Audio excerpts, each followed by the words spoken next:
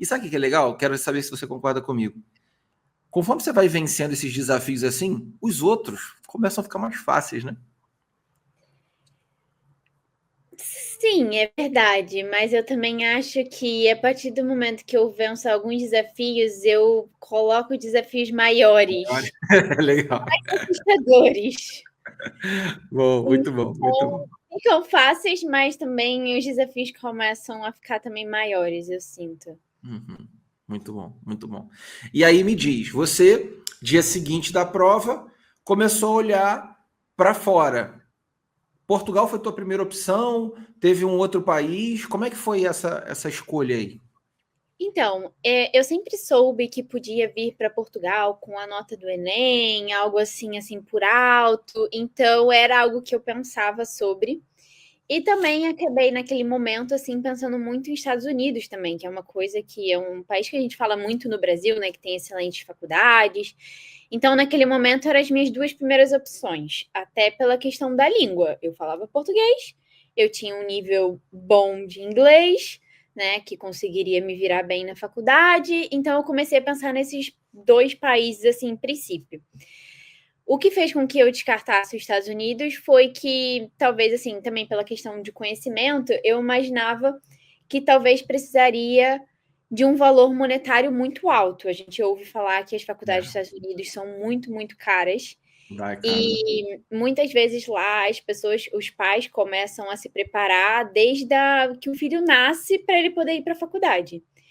E a minha realidade no Brasil, os meus pais não tinham isso em mente, né? Quando eu nasci. Então, logo depois veio a ideia de se mudar, de procurar sobre Portugal. Eu tenho nacionalidade portuguesa, né, vinda da minha mãe. Então, o que facilitou também, nós pensamos que talvez facilitaria esse processo. E Sim. aí eu comecei a pesquisar online, cursinhos que eu poderia fazer, para que como eram as provas, como funcionava, porque por ter nacionalidade portuguesa, eu não posso utilizar as minhas notas do Enem para estudar em Portugal.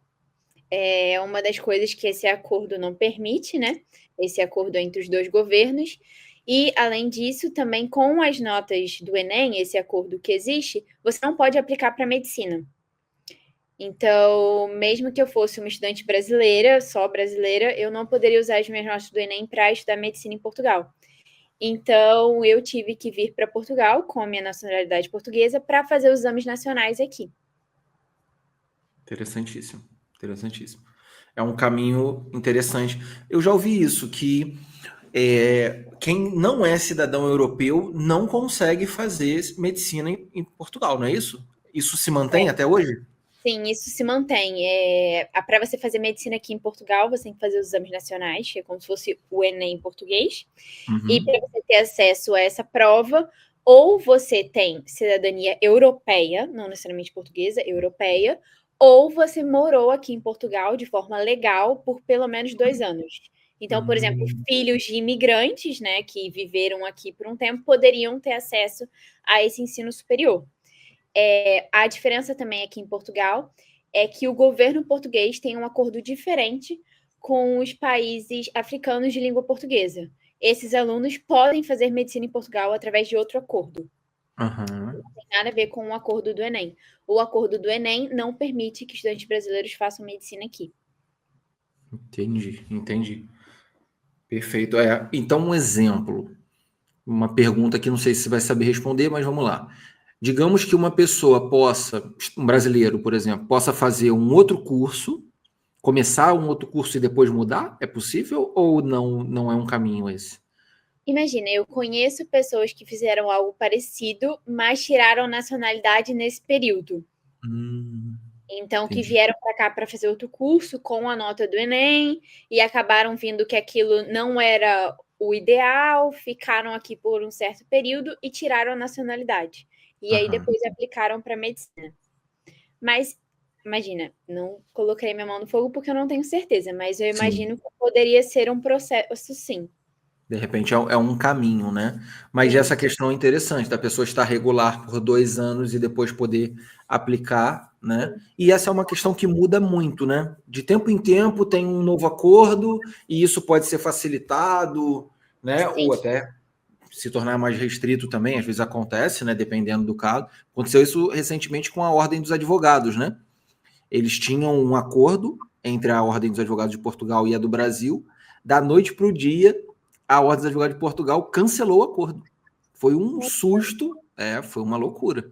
O pessoal, do nada, sem avisar, sem nada, cancelou o acordo e não tem mais esse tipo de parceria, porque havia um caminho mais facilitado para que o advogado brasileiro pudesse se tornar, digamos, elegível, né? Para se tornar um advogado, para poder advogar em Portugal e vice-versa, e isso foi rompido de forma unilateral. Então é uma questão que é importante.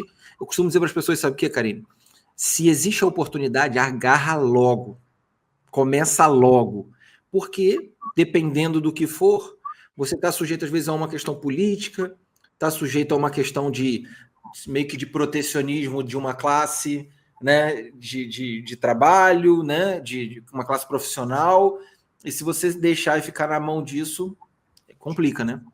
Com certeza as coisas mudam assim de uma hora para outra, infelizmente, assim, acordos que existem há muitos anos, de alguma forma o país vê que aquele acordo não é mais benéfico e acredita que é melhor mudar, mas sim, isso muda muito, de acordo com os governos, de acordo com tudo.